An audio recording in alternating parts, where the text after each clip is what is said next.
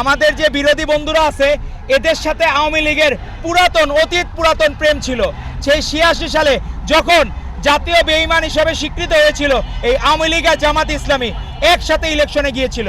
আজকে তাদের সেই পুরাতন প্রেম আবার জাগ্রত হয়েছে। আজকে তারা সাংবাদিক বন্ধুদেরকে হামলা করছে নিষিদ্ধ লীগ ট্যাগ দিয়ে। আমরা এর তীব্র নিন্দা ও প্রতিবাদ জানাই। সাংবাদিক বন্ধুরা তারা প্রশ্ন করবেই, খুবই স্বাভাবিক বিষয়। আপনার ফ্যাসিজমের সময় কি ছিল? সাংবাদিক বন্ধুরা মন মতো প্রশ্ন করত। লীগের নেতারা, নিষিদ্ধ লীগের নেতারা যে প্রশ্ন পছন্দ করত সেই প্রশ্নই করত, তোষামোদি করত। আপনারা মনে রাখতে হবে, তোষামোদি সবসময় নিষিদ্ধ হাসিনা, ফ্যাসিস্ট হাসিনাকে জিজ্ঞেস করছিল না যে ওই যে রাজাকারের নাতিপুতিরা চাকরি পাবে কিনা। এই আপনি যদি তোষামোদি রাজনীতি পছন্দ করেন তাহলে কিন্তু ফ্যাসিস্ট লীগের মতো আপনাদেরও পতন হবে। আপনারা প্রত্যেকটা জায়গায় দেখবেন প্রশ্ন যদি বানায় দেয় সাংবাদিক বন্ধুরা, তাহলে আপনি মজায় মজায় আপনি প্রশ্নের উত্তর দেবেন, মনে করবেন হিরো হয়ে গেছেন। আপনার ভালোটা নেন না কেন? সাংবাদিক বন্ধুদেরকে আমাদের মাননীয় প্রধানমন্ত্রী জনাব তারেক রহমান কিভাবে অ্যাপ্রিসিয়েট করেছেন, প্রত্যেকটা জায়গায় উনি কিভাবে সাংবাদিক বন্ধুদের বন্ধু হিসাবে, ভাই হিসেবে পাশে থাকেন। সেখানে আপনারা বিরোধী মতের হয়ে আপনি একজন সাংবাদিক বন্ধুর কাছে হাত তুলতে পারেন না। সে আপনাকে যে কোনো প্রশ্ন করার অধিকার রাখে।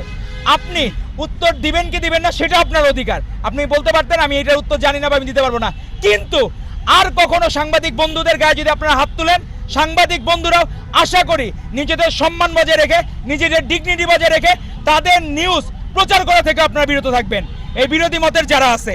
কারণ তারা যদি এরকম আপনাদের উপর বারবার হামলা চালায়, আমরা দেখতেছি যে জামায়াত ইসলামী শিবির যারা, এরা প্রত্যেকে বিভিন্ন জায়গায় তাদের মন মতো চলে। তারা চায় সাংবাদিকরা তাদের মন মতো প্রশ্ন করবে যে ভাই আপনার সকালে কি খাইছেন, রাতে গিয়ে যেসব প্রশ্ন করবে।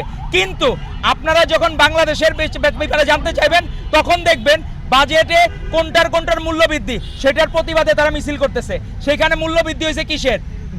মদ, গাঁজা, সিগারেট, এগুলোর মূল্য বৃদ্ধি হয়েছে। তো এই কারণে এটার প্রতিবাদে নাকি তারা মিছিল করতেছে। তো তারা জানেও না যে কে কি কারণে মিছিল করবে। তো যারা এরকম আসলে এটা একটা সমস্যা হলো, কিন্ডার গার্ডেনে পড়া কেউ যদি অধ্যাপক লাগায় তাদের এগুলো সমস্যা হবেই।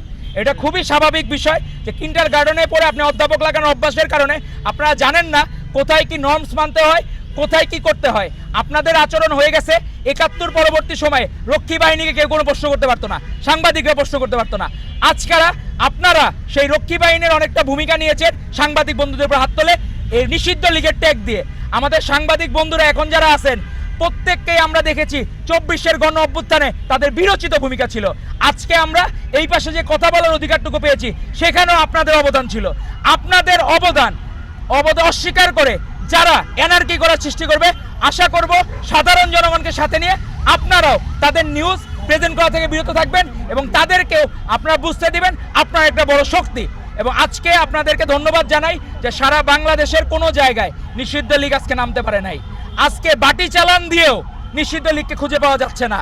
এজন্য এখন থেকে যে শুরু হইলো আজকের এদের প্রতিষ্ঠা বার্ষিকীর জায়গায় আজকে থেকে যে মৃত্যুবার্ষিকী, শাহাদাত বার্ষিকী, ভবিষ্যতে যতদিন বাংলাদেশ থাকবে ততদিন এদের শাহাদাত বার্ষিকী, মৃত্যুবার্ষিকী পালতে হবে ২৩শে জুন।